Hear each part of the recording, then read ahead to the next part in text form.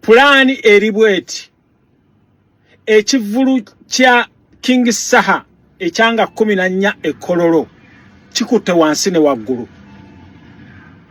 Ekivulu kya King Saha ekyekololo kikutte wansi ne waggulu. Era abasajja bano batidde nnyo. Naye kati ntegeezeddwako nti Bajjo Abitex bagenda babawadde facilities, babawadde ensimbi oba bagenda kubawa ensimbi okubeera nga bafacilitatinga bakifeesi.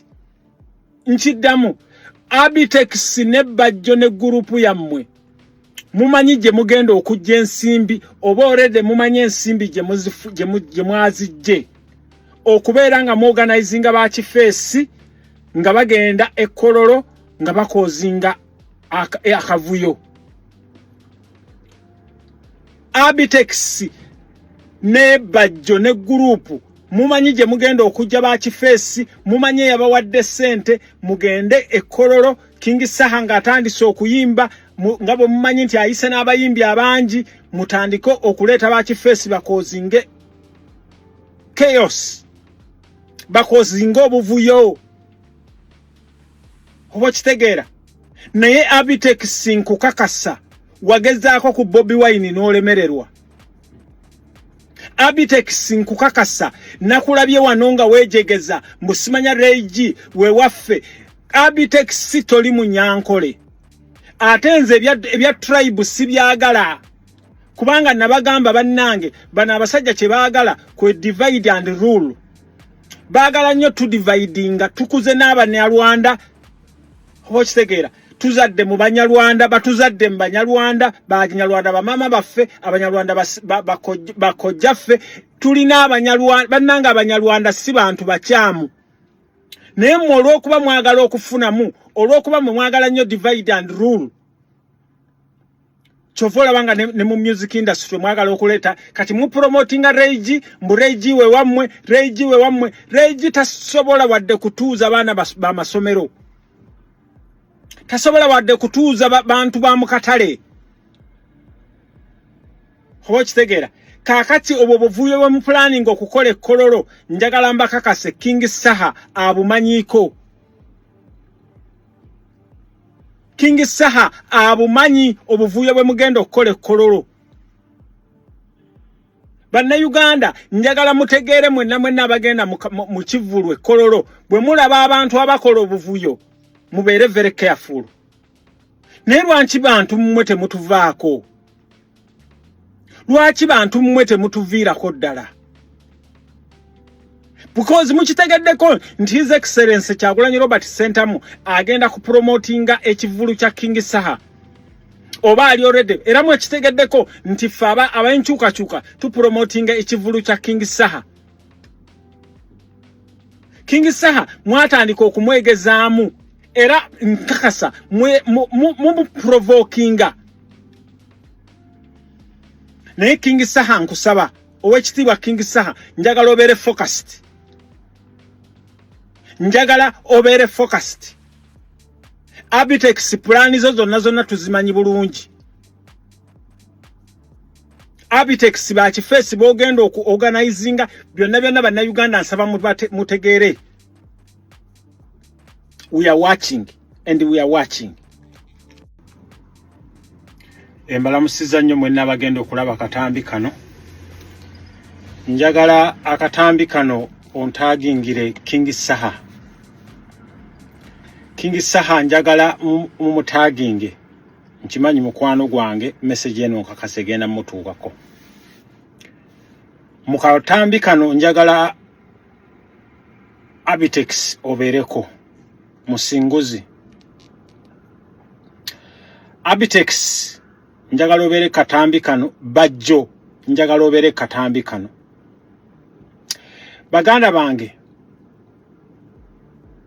abasajja bano nga bwe balaba nti owekitiibwa Kyagulanyi Robert Ssentamu yava mu music, baagala nnyo okusekeeterera omuntu yenna ava mu Buganda oba mu Uganda, baagala omusekeeterera.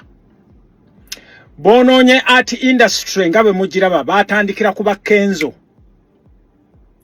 mulaba ba Kenzo mulaba ba Bebe Cool mulaba ba Chameleone. Imagine Chameleone eyali owaffe Chameleone twakula ffenna Chameleone twasoma ffenne Kawempe muziri mu secondary school naye nokkiriza abasajja ne bakwononera kariyayo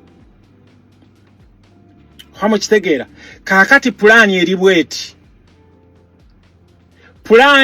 bweti ekivulu kya King Saha ekyanga 14 ekololo kikutte wansi ne waggulu ekivulu kya King Saha ekyekololo kikutte wansi ne waggulu era abasajja bano batidde nnyo naye kati ntegeezeddwako nti Bajjo Abitex bagenda babawadde facilities babawadde ensimbi oba bagenda kubawa ensimbi okubeera nga bafacilitatinga bakifeesi nkiddamu Abitex ne Bajjo ne gurupu yammwe mumanyi gye mugenda okujja ensimbi oba orede mumanyi ensimbi gye mwazijje okubeera nga muorganizinga bakifeesi nga bagenda ekololo nga bakozinga akavuyo Abitex ne Bajjo ne gurupu mumanyi gye mugenda okujja bakifeesi mumanyi yabawadde sente mugende ekololo King Saha nga atandise okuyimba nga bwe mumanyi nti ayise n'abayimbi abangi mutandike okuleeta bakifeesi bakozinge chaos bakozinga obuvuyo